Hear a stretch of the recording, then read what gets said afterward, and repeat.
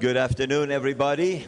If I could ask you to please start moving towards tables. I think that Ambassador Hill is proving to be a huge draw for us, which is fascinating and great.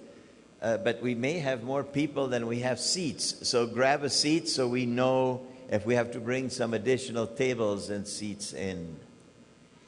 So if you please join me in the Pledge of Allegiance.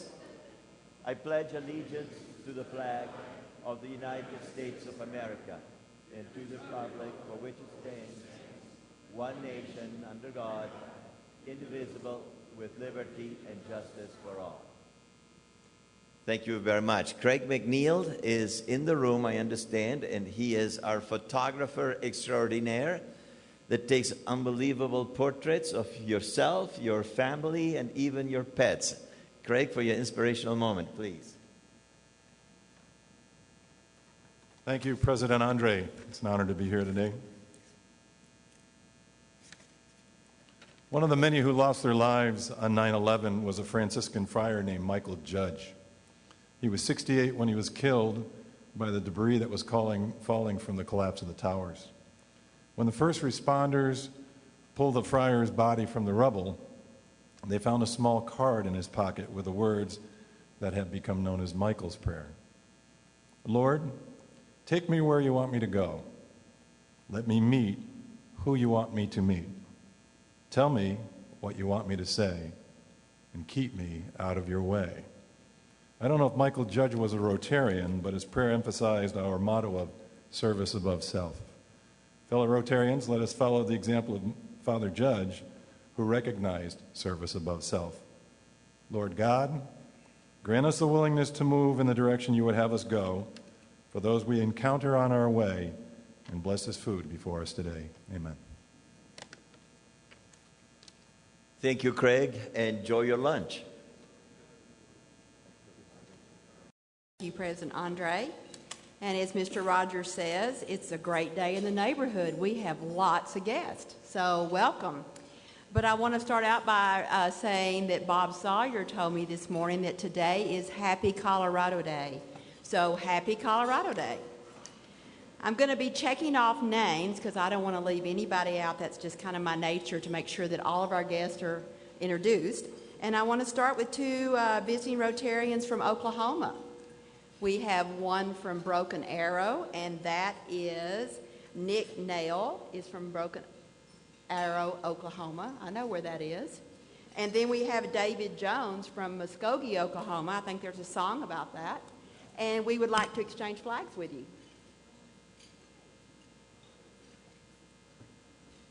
Welcome. Thank you so much.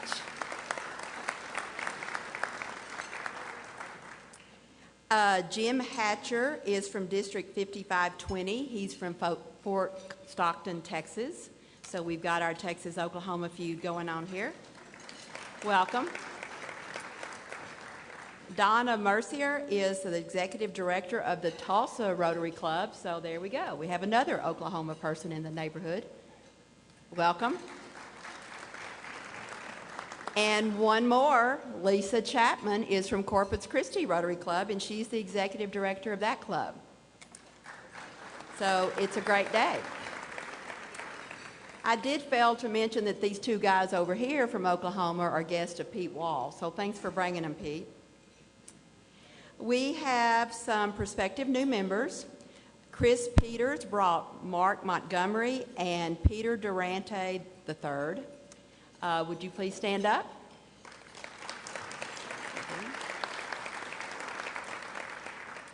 And Larry Gloss brought John Claude Defu. I know I didn't pronounce that right, and John Claude speaks French, so he's probably not understanding a word I say, even though most of y'all don't. So welcome. We're happy to have you here. Peg Johnson brought Cynthia Veda. Hello, Cynthia. Welcome. And Elizabeth Bueller is back for a second visit, and she's a guest of Lonnie Langton. And those are our prospective new members. We have some other guests. Bill and Joyce Eming are guests of Tom Woodruff. welcome. Of course, we're very honored to have the wife of the speaker, Julie Hill, and Ann Irving from DU. Welcome. Dan Lutz brought Tamara Cone-Sakotas and Maria Trujillo. And I understand that Maria is going to be speaking for us on October the 15th. We look forward to that. Jason Murphy came with our friend Young Cho. Jason, welcome. You're in good hands for sure. And Larry Boning brought Bob Strinsky and Marv Garrett. Welcome. We have two Denver foreign exchange students with us, Bruna Foley and Larissa Alves. We're happy that you're back again. Thank you. We're very honored and pleased to have some guests of Felicia Muftick, and that would be Todd and Mariana Kindig. That's the daughter and son-in-law. Welcome. And Nicholas Stryker is the grandson, and then did Wilfred make it? Well, we miss him, but welcome. We're glad you're all here. So I'm checking my list twice. Did I leave any guests out? If I did, please raise your hand. Okay. So now I have a few announcements to make. Thursday, October the 8th, there will be a breakfast buffet meeting here at DAC at 7:30. Please keep in mind that that's going to be instead of our regular lunch meeting on that same day.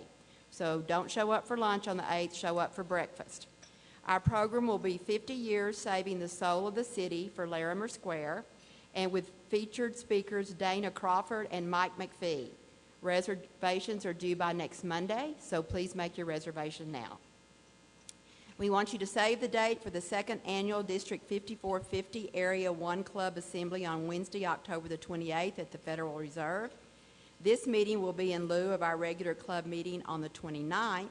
Look for an event registration email in the email next week. Congratulations to Mark Donovan and Dr. Brian Greffey on their upcoming wedding this weekend. Best wishes and cheers to both of you.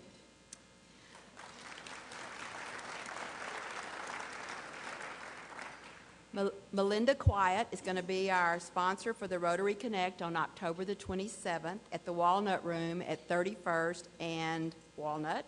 And that'll be from 5:30 to 7:30. Try to attend if you can. And just a little announcement that I found out by mistake. Lauren is no longer going to be at the office for the Thursday meetings. So if you have any requests or need to talk with Lauren, please call or email her before 4 o'clock on Wednesday, or she won't receive it. So I found that out. So welcome to everybody, and don't forget that today is Happy Colorado Day. Enjoy. Nancy, thank you for your wonderful report, and it's great to see some friends in the audience. Jason Murphy, General Manager of Pinehurst Country Club, fellow club manager, and Cynthia Vaida, who has chaired the Food and Beverage Committee here at the DAC, is probably responsible for the quality of the food that you're having today. So welcome to you all. You know, Rotary clubs are known around the world, and we join Rotary clubs, you know, for fellowship. We want to make great friends and get involved in our communities. We also do tremendous charitable work around the world and in our own communities. But to do that work, we need to raise funds. And to raise those funds, many clubs, in the smaller clubs, you immediately see the work, the results of your work. You're stuffing backpacks for kids going to school with food, or you're paying for an ambulance, or you're doing something that you can really wrap your arms around. But when you got a club of our size, the work that we do has to be managed through our foundation. And we have a tremendous foundation that has a great corpus, but of course every year we need to replenish it to be able to do our work. And to do that work and to raise funds, this year we have a tremendous event that we're planning for just the month of November, next month. So John Klug, who is the chair of the Denver Rotary Foundation, is here to tell you on why you should get your dancing shoes out of the closet. Well, Andre has pretty much, I think, said it all, but I'll try to be brief. As you all know, for the last 40 years, we have had a fall fundraiser. For the first 20 years, we had Artists of America, which had a wonderful run. And for the last 20 years plus, we had the Branch Rickey Award. And this has permitted over $5 million to be donated from our Denver Rotary Club Foundation to various local and international causes. The signature cause, of course, which we have historically supported, is Denver Kids. And the signature cause that we support is youth education, which, of course, Denver Kids fits so nicely. We're going to be making a transition to a new type of fundraiser in the future, but this year we have something very exciting. We have joined with Denver Kids, and we're going to celebrate 70 years since the founding and our relationship with Denver Kids. It's going to be called Dancing Through the Decades. Dancing Through the Decades. It's going to be at, I broke it, going to be at the El Jabel complex on Sherman Street. Many of you may be familiar with that. And that alone, if you have not seen that complex, that building, is well worth coming. It's an incredible historic venue in Denver. Valerie Hopkins has worked tirelessly with her committee for many months, and I have attended many, if not most, of their meetings, and I can attest firsthand it's going to be something exciting, different, fun, and very successful. There are several sponsorships still available, and I'd like to also thank Earl Wright. Earl, I didn't see where you sat down, but Earl has long been a supporter of Denver Kids and the Denver Rotary Club Foundation, and Earl will welcome your support again this year, and thank you. Stay tuned for more information in the Keyway and from the podium. Mark your calendars, please. November 14, a Saturday. And once again, trust me, it's going to be an amazing, incredibly fun event to celebrate our nearly 70 years, 7 decades of a partnership with the Denver Public Schools. And we all know it's the signature event, signature charity of the Denver Rotary Club. Thank you very much. I'll look forward to seeing you there, and thank you, Andre. What did I do?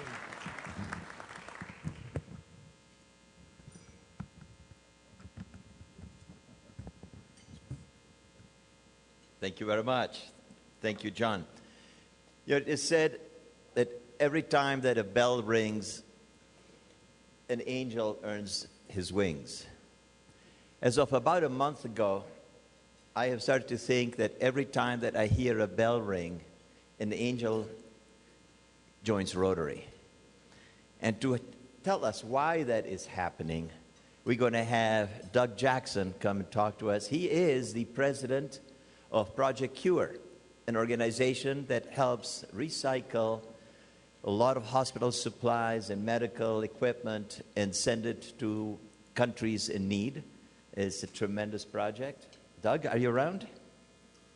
Let's welcome Doug.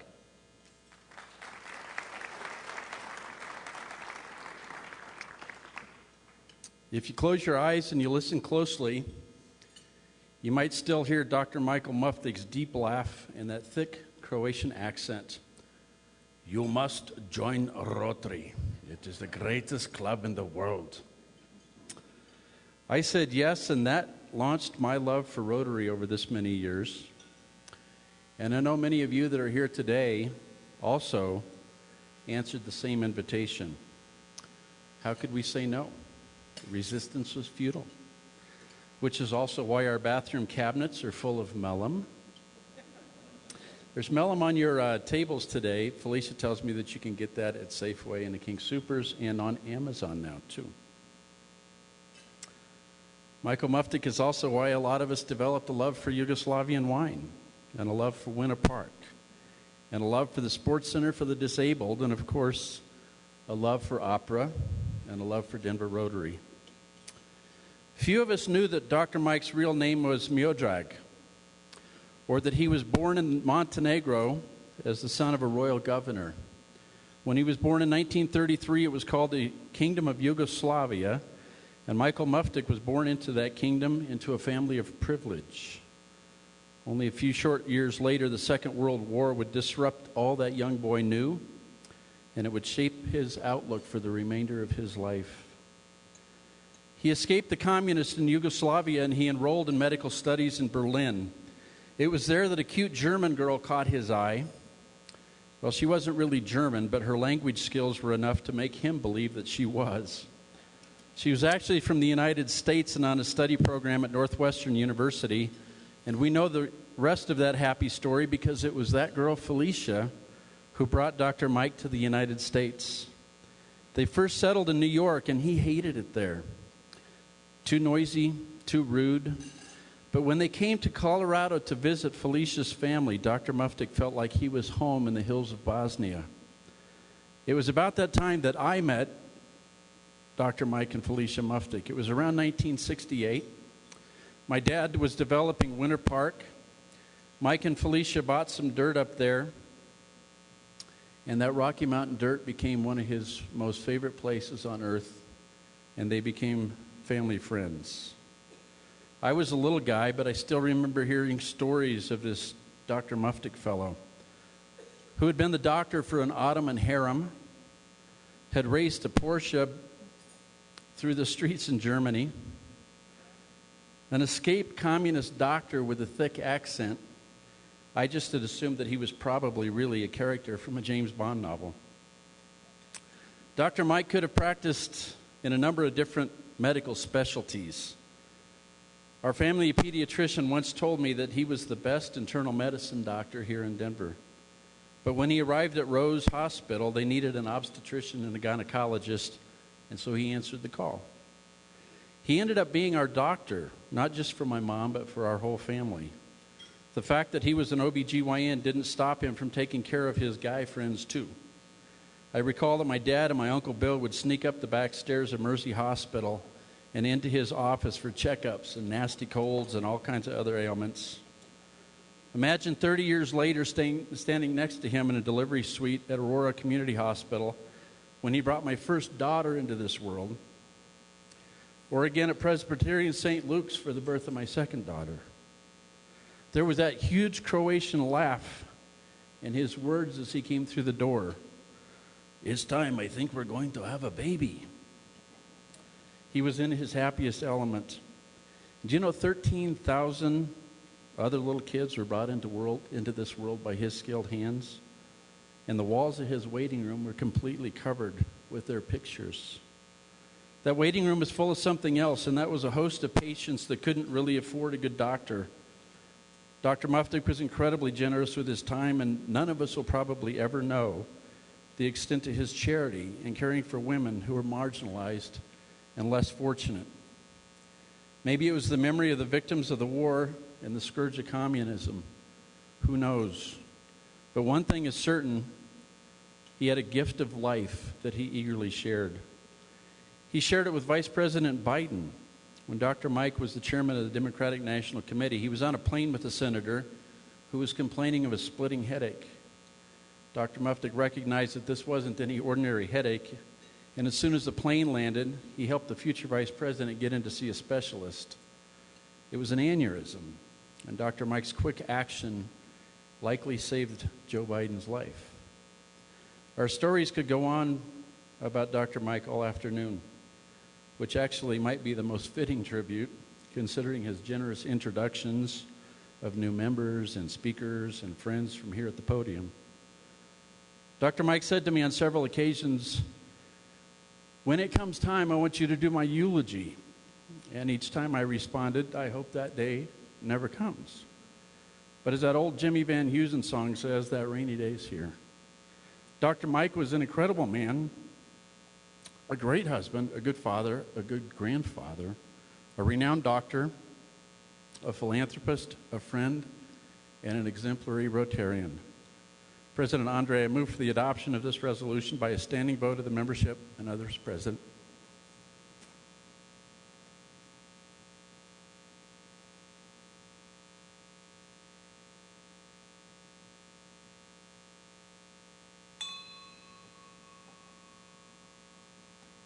Thank you, Doug.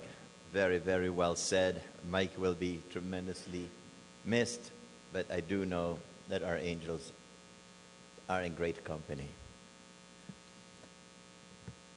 The Middle East is the birthplace of three of the key religions on earth. And you would expect it to be a very peaceful place.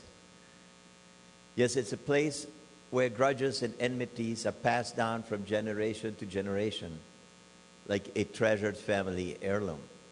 In this country, probably the most enlightened democracy on earth, we have a significant hard time finding out how to compromise to balance the budget or how to set women's rights, just to mention a couple.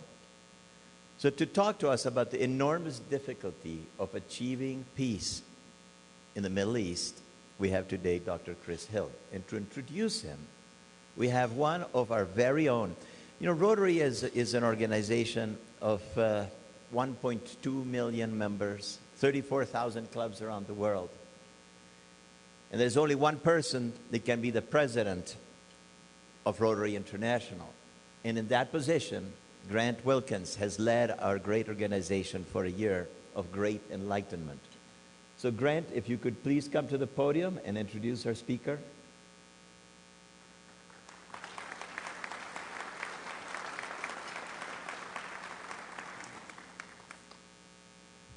Thanks very much, Andre. By the way, Chris's wife, Julie, and one of his staff people, Ann Irving, have already been introduced. What I'd like to add to that is Ann's father was about a 30-some-year member of this club till he died in 1982. We hope someday Ann will follow in his footsteps. The speaker today, if you were lucky, when he was introduced as a new member a year or so ago, you've already heard his version at that time of what was going on in the world. Because the day I introduced him as a new member, the Broncos speaker did not show up. So I just heard Chris speak to the Council of World Affairs in Santa Fe, New Mexico. And I said, I know you didn't come prepared, but would you enlighten our club on the same speech that you gave at the Council of World Affairs? And he did it. And everybody afterwards said, we're sure glad the Broncos didn't show up. Now we understand what's going on in the world. Chris has been busy since he came from ambassador to Iraq to the dean of the Corwell School of International Studies at DU. He's been busy, and this coming February they will move into their new $22 million building that'll make that school the finest in the United States. And they've already got the finest leadership in Chris Hill and his experience. He was ambassador to Korea twice, to Macedonia, to Poland. I came here to DU right from being ambassador to Iraq. He was Undersecretary of State, Pacific region. He's negotiated peace treaties worldwide. He's just a fabulous guy that knows more about the world and going on a day-to-day basis. He's in touch with the State Department 24/7, and you see him on CNN all the time. So please welcome our member, Chris Hill.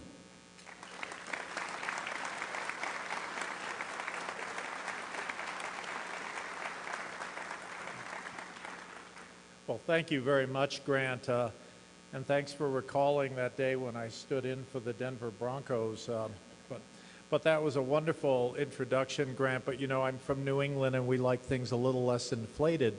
So I guess people got that joke. I'm very pleased about that. But anyway, thank you very much, Grant. And Let me say it's such a pleasure to be with you once again, to be with Marlene, and of course have my wife here, Julie. Julie always makes sure I behave in these things. She doesn't like football jokes, but you know, she'll let me get away with that one. I think, you know, it is, for me, first of all, I'm a member here at Rotary. I can't say I make every Thursday meeting, but I'm very proud to be a member of this club because I think the Rotary Club, especially this Rotary Club in Denver, has done so much, first of all, across the board for the community, but also specifically to help make Denver the global, internationally focused city that it is becoming. I think every city in America needs to be much more internationally focused, and I think Rotary has really done a very good job in that regard for Denver. And I like to think that our Corbell School is also helping to be one of those sort of points of making Denver this very, very international city that it has become. We have some famous graduates, of course, Condoleezza Rice, of course, we're named for Madeleine Albright's father.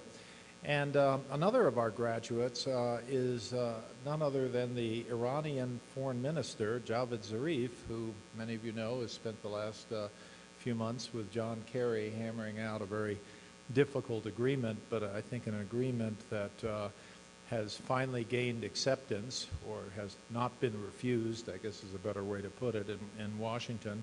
And an agreement that I think really has profound impact on what might be our relationship with Iran in the future, a very troubled relationship in the past, but a relationship that I think will have, will probably grow in the future. I was in New York last Monday and I saw Zarif, and to hear him talk, I mean, he understands that this agreement is more than a nuclear agreement. It's an agreement that I think really tries to address some of the underlying issues of the U.S. relationship with Iran, a country of some 80 million people. You know, whenever you have a foreign policy issue, check the map. And when you check the map, you will see that Iran is a serious country, and a country that we need to kind of figure out a better way forward on. And I think what's particularly important about this agreement is, and I've felt this for several months, you know, whatever one thinks of the details, I mean, could we have gotten those 4 Americans released? I can assure you our negotiators didn't just forget. I mean, they obviously tried, and they weren't able to get that done. So there are a lot of things that, you know, I think fall short of some of the things we wanted to see in that agreement.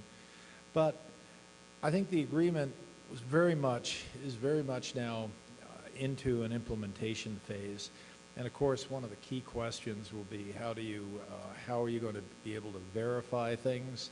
How, you know, will we have the international inspectors that we need? And we're supposed to have those people who will be able to determine whether there's a clandestine program going on, determine whether the Iranians are living up to what they need to live up to, and, you know, questions directly related to the agreement. But I think probably equally important will be that agreement's effect on our relations within the Arab Middle East. You know, I think many Americans understood that the Prime Minister of Israel, Netanyahu, was very much, how to put it, contained his enthusiasm for that agreement.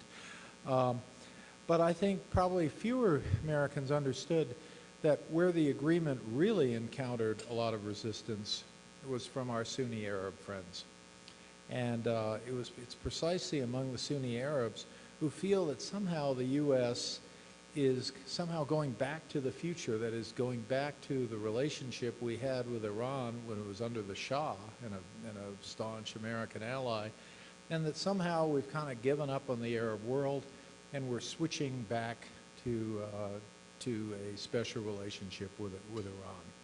So I don't think that's the case. I would argue we have a long way to go before we have a special relationship with a country that, after all, has kind of two political systems, one a sort of secular system with elections and prime ministers and as in the case of the University of Denver alumnus, Javed Zarif has a foreign minister, et cetera. Then there's a whole parallel government structure there, which is under what have fondly become known as the mullahs. And this is these are a group of people who don't necessarily share the commitment of other Iranians or the commitment of other people in the world to somehow bring Iran into the international structure. These are people who sort of who want to see Iran somewhat out of that structure, and Iran, which counts among its friends such wonderful places as North Korea. I spent a lot of time with those people.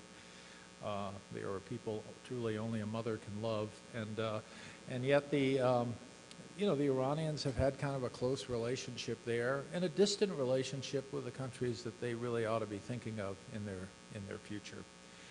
When Javed Zarif spoke last Monday, and by the way, we're having a University of Denver event with him in New York this coming Monday, but he said this agreement, this nuclear agreement with Iran, is not so much a nuclear agreement to prevent us from having a nuclear weapon, because he said to the people assembled there, we're not interested in a nuclear weapon. But if you're worried about us having a nuclear weapon at some point in the future, the best thing you can do is have this agreement, because this will ensure that we have more relations with the rest of the world, and that in those relations with the rest of the world, we're going to be able to, that will be a kind of insurance policy. That is, we will continue to want those relationships and understand that they would be imperiled by any eventual decision to have a nuclear weapons program. But in the meantime, we can see that in the Middle East, the Arab Middle East, there is a considerable concern about Iran. I think to understand countries, the view of countries like Saudi Arabia toward the United States, I think many Americans understood that the continued support of the United States for Israel as a country that is a close American ally and for many years at war with all of its neighbors. For many people, they thought, aha, that is the issue that divides the United States from Saudi Arabia, the fact that the United States is a staunch ally of a country that many Arabs find anathema. That is really not emerging as the big problem. What happened in 2003, the U.S. decision to intervene, to go into Iraq, and to take a Sunni-led country which was Iraq. Now, bear in mind, Iraq had a percentage, the percentage of Arab Iraqis who are Sunni was some 20%, with the Shia, and the Shia are what the Iranians are. Though the Shia in Iraq were some 60%, and yet Iraq, as an Arab country, was under the Sunnis. It's important to understand this because they were under Sunnis, albeit a minority Sunnis, for many centuries. And when we flipped it to being a Shia-led country, the Sunni Arabs throughout the Arab world, but especially in Saudi Arabia, looking at their northern border, suddenly saw a Shia state. And when they look over to the east, they see another Shia state, Iran. So now they see Iraq and Iran both Shia, and in the case of Iraq, something that the U.S., in their view, created. And so they are very nervous about all of this. They see Shia encroaching not only in Iraq, thanks to our help in their view, but also they see Shia emboldened and strengthened in places like southern Lebanon, and something called Hezbollah. Hezbollah has for many years been branded a terrorist organization by the United States and by many other countries. Hezbollah is a Shia group, and they have, over the years, received a lot of assistance from Iran. So the Saudis are looking at this Shia strength in Lebanon. They're seeing the Shia regime under Bashar al-Assad in Syria, also supported by Shia groups from Hezbollah, and then they see Iraq, which is Shia, and then they see Iran, which they feel has been aggressively trying to spread its influence, and they look at us and they say, "What are you doing?" And so, from the point of view of the U.S., we are going to have to, if we're going to maintain this agreement with Iran, and I suspect we will, I really don't care if we have if the next administration is the Donald Trump administration. I very much suspect we're going to keep this agreement. I think it would be quite astounding if we somehow pulled out of it and very much created huge problems with our allies, such as the French and the British and the Germans and others. So I think we're going to keep with this agreement, but at the same time, we have to be more involved in the Middle East systematically, diplomatically, and with an idea to seeing what we can do to help calm that region down. Now, as we meet today, it's worth bearing in mind just 3 days ago, I think today is Thursday, and on Monday, our president met with the president of Russia, Vladimir Putin.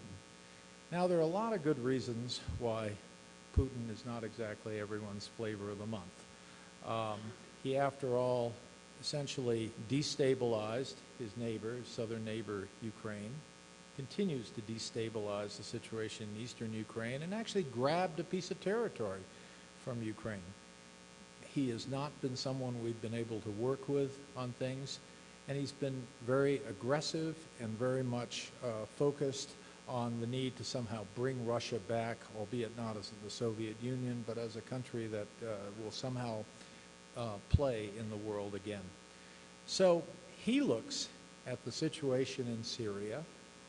He sees a minority government in Syria, and Syria has a vast Sunni majority, just as Iraq had a vast Shia majority, and just as our invasion in Iraq restored power to the Shia majority, in Syria, he wants to maintain that the Shia minority there continues to hold power. It would be like somebody invading Iraq for the purpose of keeping Saddam Hussein in Iraq. So Putin has kept these close relations with Bashar al-Assad, and the consequence now is that he's actually brought forces onto the ground. We knew about this. Believe me, when forces move, you know about this weeks ago. It could not have been a surprise to our administration. But the real issue now is, as we see these Russian forces on the ground in Syria, what are they doing there, and what are we going to do about it? It's very clear Russia wants to be a player. It's equally clear Russia does not think that we should be seeking the ouster of regimes, even terrible regimes like Assad's regime. So at the same time, it's very clear that Russia has essentially made a decision to prop up that regime and to go after the enemies of that regime. Now, one of the problems we have is that some 4 years ago, the U.S. decided not only did we not like Assad, we were not going to deal with him, and we were going to call for his overthrow. In fact, we did call for his overthrow. We sent our ambassador down to talk to the Sunni opposition in southern Syria, and when that happened, our ambassador never had another consequential meeting in Damascus. Usually, foreign countries, it's one thing to deal with the opposition. It's another thing to deal with an opposition that the government determines is a very dangerous and a very violent opposition, and there's certainly a case to be made for much of this Sunni opposition in Syria. So essentially, we lost all leverage. They had zero leverage after that with the Damascus regime. At the same time, within the Sunni community, out of all of these various militia groups, out of all of these various forces on the ground seeking to overthrow this regime under Assad and put a Sunni majority regime into Syria, of all those forces, the ones that have emerged are the Islamic State, which is an organization, to put it gently, that does not share our values. Another one is the al-Nusra Front, which is essentially a sort of franchised al-Qaeda operation. And then there's several others being supported by other external elements in the Middle East. And none of those are ones that we can really work with. So the U.S. lost any influence to deal with the government. We have no influence with most of the opposition. And so we should not be surprised when Russia, by maintaining a good relationship with the government in Damascus, has that government's permission to be on the ground. So we are in a situation where Russia is on the ground. We don't want them there. We don't trust their motives. And yet we have very little leverage with anyone on the ground there. Now, to be sure, we have allies in the world. Certainly, we are not the only country worried about the Russian presence. Certainly the French, the British, and others worry about the Russian presence. But our diplomacy put us in a position where we have no one to talk to. And when you have put yourself in a position where you have no one to talk to, you should not be surprised if you are gradually marginalized from the situation. That has got to change in some way. Now, should we be talking to Assad? After all, 4 years ago, we said we'd never talk to him. I would mention the following historical analogy. 20 years ago this month, we met in a place called Wright-Patterson Air Base near Dayton, Ohio, to end the Bosnian War. By the way, Bosnia is not exactly got Denver's economy, but it's nonetheless, no one's getting shot at. It's basically going okay, and it's been 20 years. During the last few days of the Bosnian, of these negotiations, Ambassador Holbrooke and I went to see the Serb leader, who was part of the Serb delegation, and said to him, "We have agreed on a territorial map." He said, "I know, that's really good. We have agreed on a new constitution for Bosnia." He said, "I know, it's excellent. We've agreed on elections. We've agreed on how we're going to supervise elections. We've agreed on a force to keep peace there, that is a NATO force with some other countries. But Mr. Milosevic, we are not going to agree that any of these Bosnian Serb war criminals should participate in the future of Bosnia." Milosevic says that's a terrible mistake. These people have popularity there. They have political power. You can't just exclude them. We said, "I know you don't want them excluded, but we have to exclude them. They cannot be part of the future of Bosnia." In fact, one of them, who is the Bosnian Serb president, a guy named Radovan Karadzic, is today, as we speak, sitting in a jail cell in The Hague under a war crimes indictment. So Milosevic looked at all that we had done. He looked at the map. He looked at the elections. He looked at the Constitution. He said, okay, we'll move forward. So why did he move forward on excluding Bosnian Serb representation? The answer was we had done 95% of the job. Now, what percentage of the job of creating a sort of diplomatic space and political space for Syria in the future have we done? And the answer is pretty close to zero. We have said we're going to arm some of these moderates, but we frankly had some trouble finding moderates there. And even if you find them, it's a little difficult to determine whether they're moderates or not. Do you give them a questionnaire? Do you say, how do you feel about yourself? A, moderate. B, very moderate. C, not so moderate today. How do you do that? And the answer is, it's very difficult. And so we found that we've equipped and armed people who, a day after they enter the battlefield, turn their weapons over to either ISIS or al-Nusra. So these people are not turning out to be moderate, and I don't think, could find a moderate if our life depended on it. I think what we need to do is to go forward with a diplomatic process with Syria, akin to the kinds of things we did in Bosnia. It is very discouraging that only 3 days ago, as I mentioned, our president met with President Putin. Because after all, I mean, we should have had this kind of discussion with him. And yet, because of the way our whole political system is geared these days, if our president talks to somebody that we consider a bad guy, then we kind of get angry with our president. So our president, in order to sit down with Putin the other day, had to scowl and growl at the press and look like this was the worst thing that ever happened in his life. And of course, the newspapers in this country are very pleased that our president is so displeased at having to meet with Putin.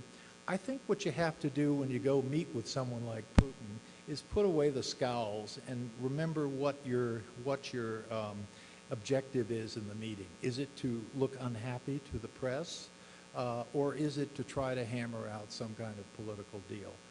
I think we need to get a little more serious in the future and really focus on what the political arrangements can be with Syria.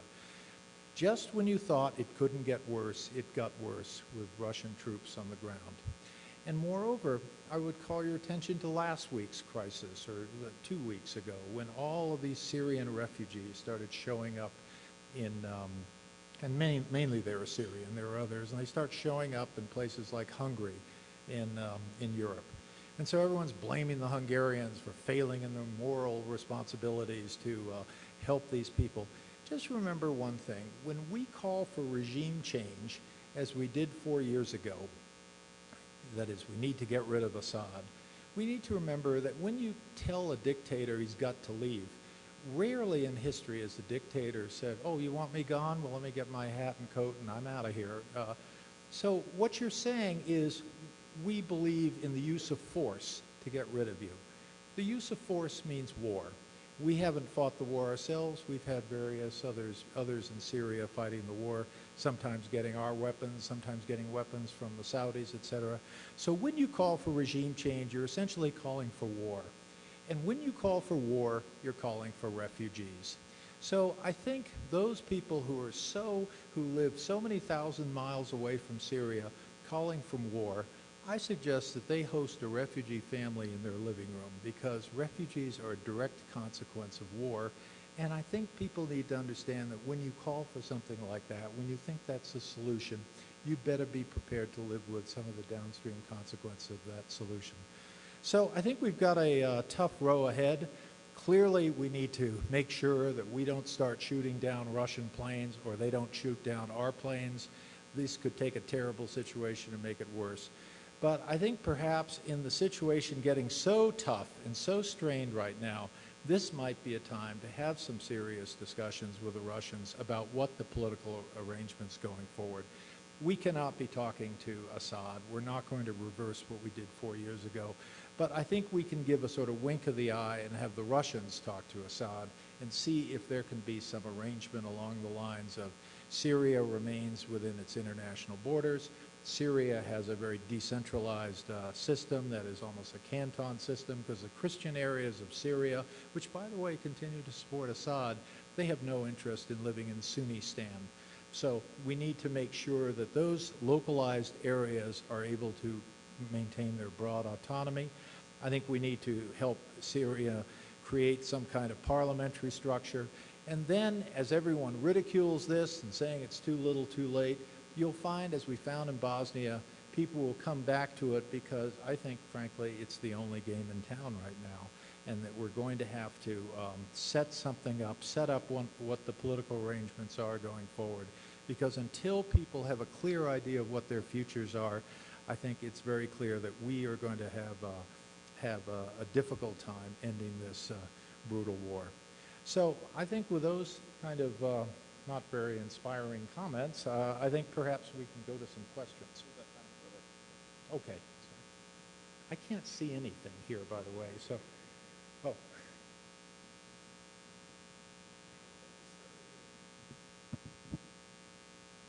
Chris, let's fast forward, if we could, to the second week in November in 2016.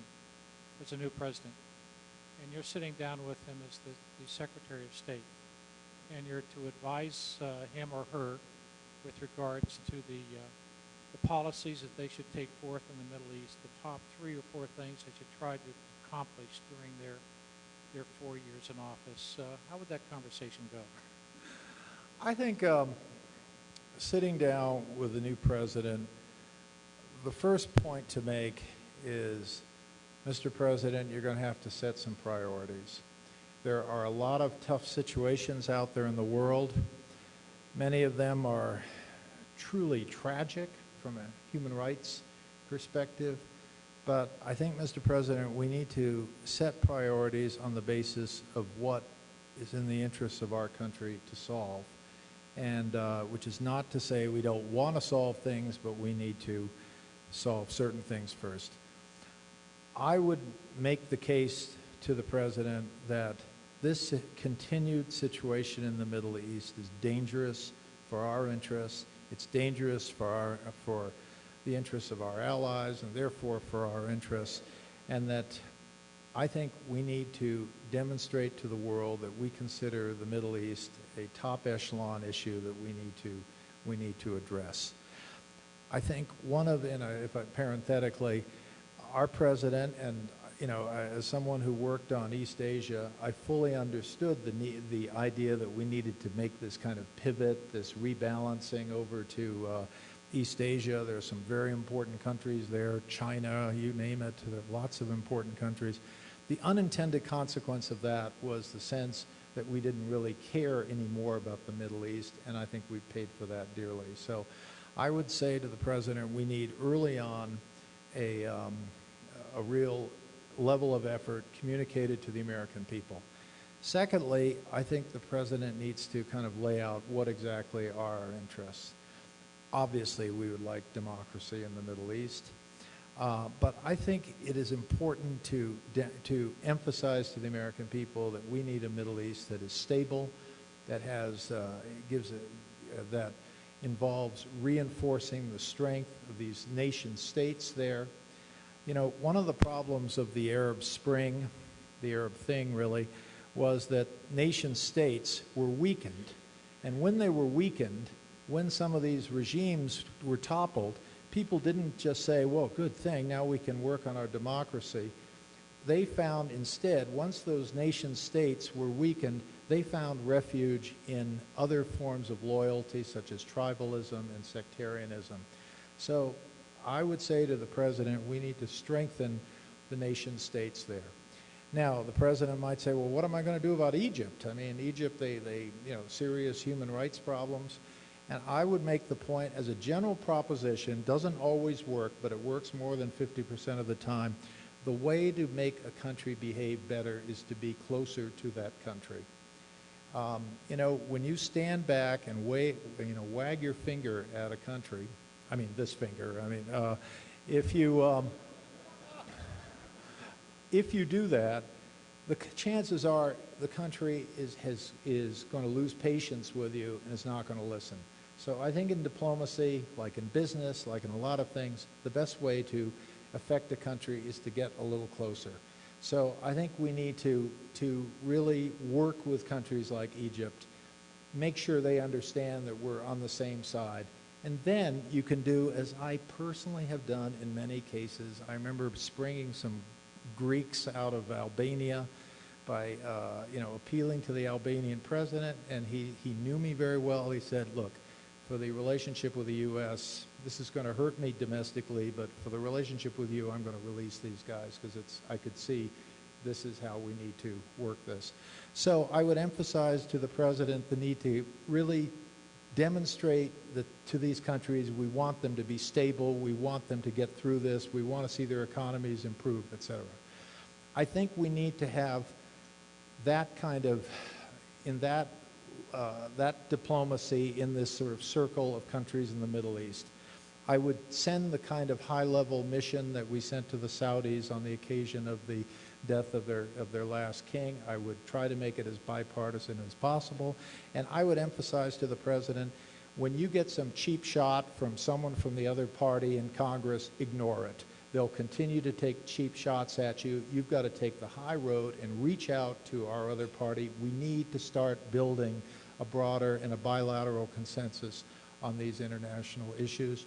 It's not going to come immediately, but if you are perceived as trying to do that, the press will come around, and eventually the American people will see what you're doing, and eventually the other party will understand that there's no percentages and constantly complaining about the president, and they will come with you. So we've got to do that as well.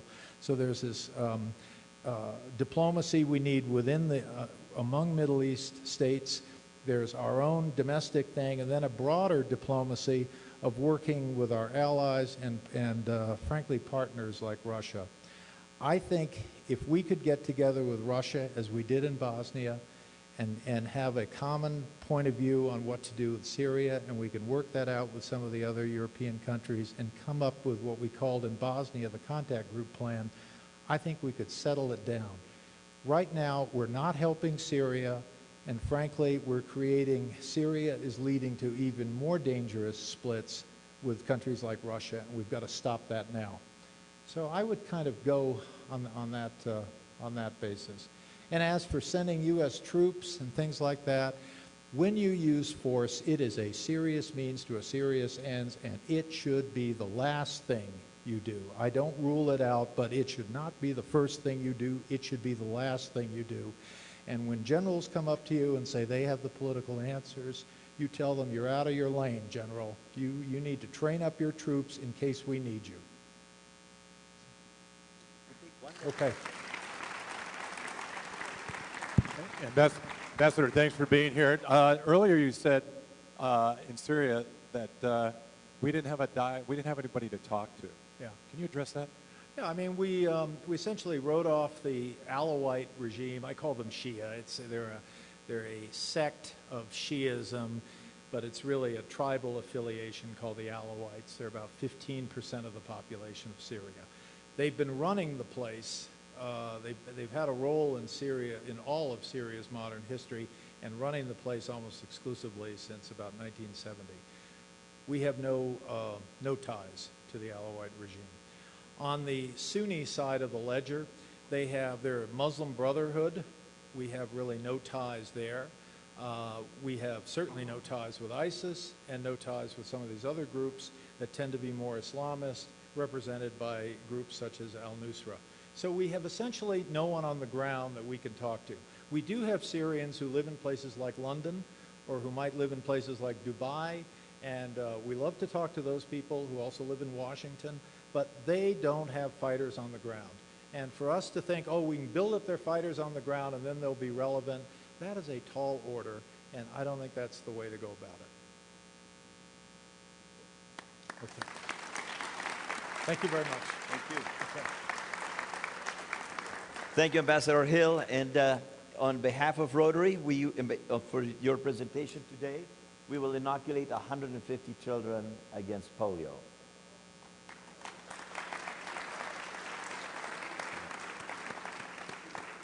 So, Grant, thank you for bringing us an extremely relevant speaker on a relevant subject. And, it was yesterday that a reporter was interviewing President Putin and saying any regrets on what's happening in Syria. And he says, well, yes, I have a regret that I didn't win the Nobel Peace Prize. And he says, well, excuse me, why the Peace Prize? He says, because I want a piece of Ukraine, a piece of the Crimea, a piece of Syria. So at any rate, it's a great subject. Next week, remember, it's a breakfast meeting. We're going to hear from Dana Crawford about the preservation of Lodo and the great work that she has done there. No time to talk a little bit about the four-way test today, so just go out there with the full belief that the four-way test should be your guiding principle. Thank you very much. Have a great weekend.